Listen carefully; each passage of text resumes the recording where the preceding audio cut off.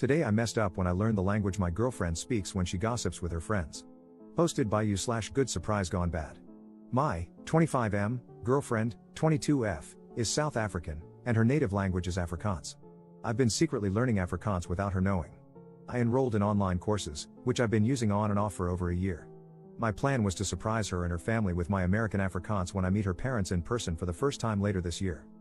I never intended to eavesdrop, but learning Afrikaans in secret unintentionally exposed me to sensitive information that my girlfriend shared on the phone with her Afrikaans-speaking friends from South Africa.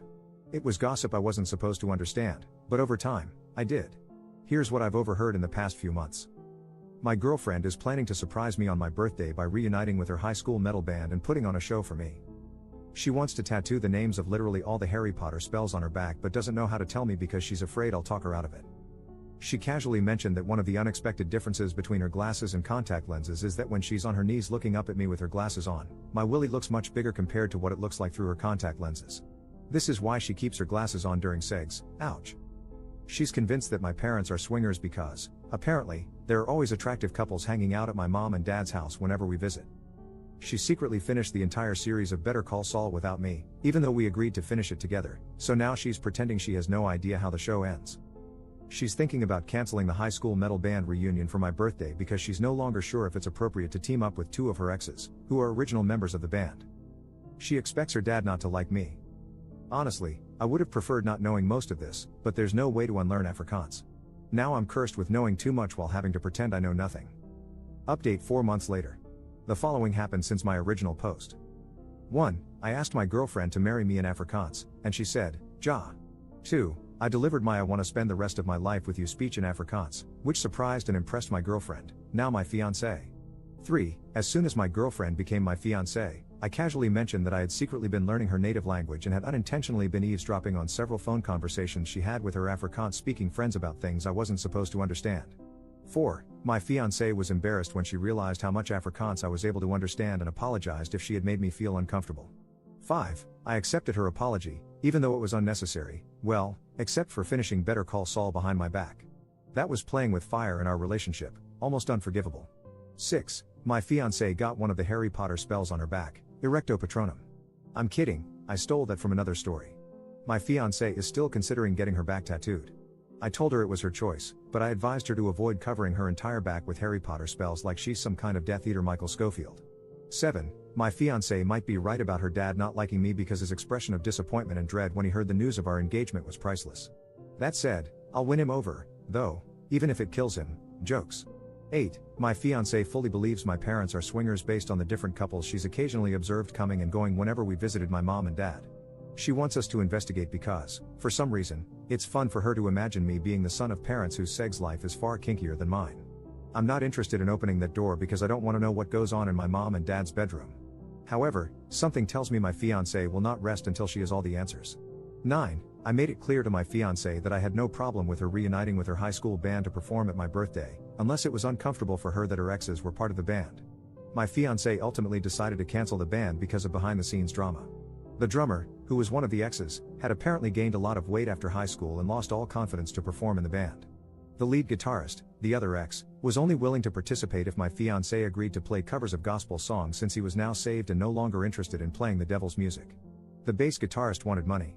10. My fiancé still wears her glasses during sex. Second update 17 months later.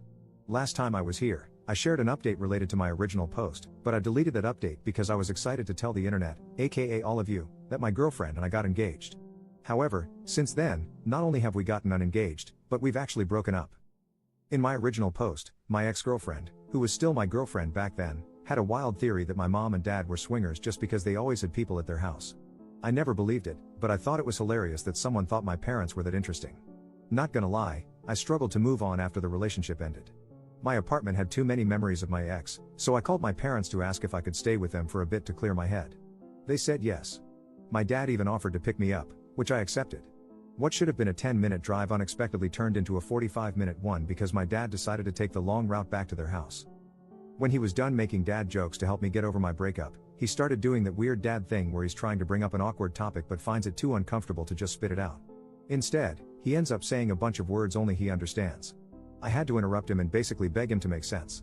That's when my dad said that since it was unclear how long I was planning to stay, he felt compelled to prepare me for what I might see at the house. If my ex had been there at that moment, she would have punched me on the shoulder and said, "I freaking told you," because my dad went on to confirm her swinger theory. This meant it was no longer a theory but the truth, or as I like to call it, trauma. By the time we finally made it to the house, my dad had made sure I knew everything I needed to know. I even made a list based on what I learned from him. 1. Both my parents were swingers when they met. 2. Swinging was not something they wanted to do while raising kids, so it was off limits when they became parents. 3. To see if they still got it, my parents returned to swinging once they had the house to themselves again. Spoiler alert, they still got it. 4. Hosting swinger parties became something they did frequently, usually with themes. 5. My parents were planning to host another swinger party soon, but my mom was considering canceling it so I could stay for as long as I wanted. 6. If they canceled, it would be the first swinger party they called off since COVID. 7. The theme for the upcoming party was prom night. I never expected my dad to go so hard in the too much information category, but once he crossed that line, he let it all out.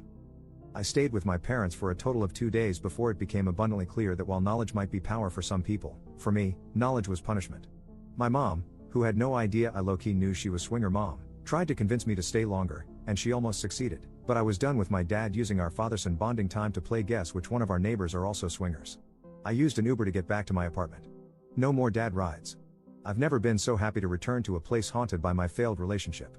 Up on why the relationship ended. My ex and I broke up because of a tattoo. Her friend passed away, which prompted her to get his name tattooed on the back of her neck. The friend was someone my ex had slept with before she met me. I made it clear to her, prior to the tattoo, that I understood it was her body and she could do whatever she wanted. However, as someone who was prepared to be with her forever, it would be uncomfortable for me to see another guy's name on her body for the rest of our lives, especially the name of a deceased man she had casual sex with. My ex got the tattoo anyway. The tattoo was small and barely visible, that was her defense. But I knew it was there, and that was enough. It was also very visible during intimacy, sorry for the TMI.